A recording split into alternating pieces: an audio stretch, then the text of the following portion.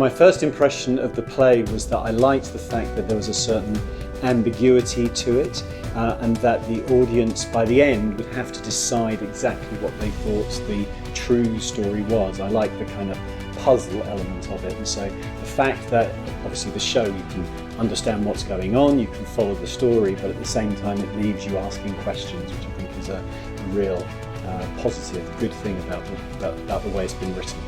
I think one thing that struck me initially was how great the writing was. I think it's a really well written play. It really captures those family dynamics and the kind of pain and the rawness of it really, really well. And I think one thing that really comes across when I first read it was the isolation of Catherine. I think you can really feel that throughout every point in the play and every point in her life. And that was like a real, I don't know, emotional thing that stood out for me in the play.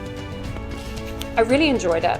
I enjoyed the first read. I enjoyed the second read more. But as I started to get to grips more with the play and see past the conversation of who wrote the proof, I started to feel more empathetic and a bit sorry for the female characters, actually, in that Catherine isn't taken seriously with having written this incredible piece of work, and Claire isn't really taken seriously in the fact that she's been providing for the family and has made some very clear choices to pause her life to come and support her family.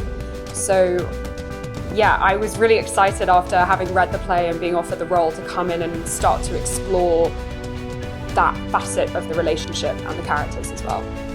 So I read the whole play really as soon as I got the audition, which I really like to do, and actually you often can't do unless you've got time to go to the library or whatever, but the theatre was kind enough to send over a scan of the whole thing.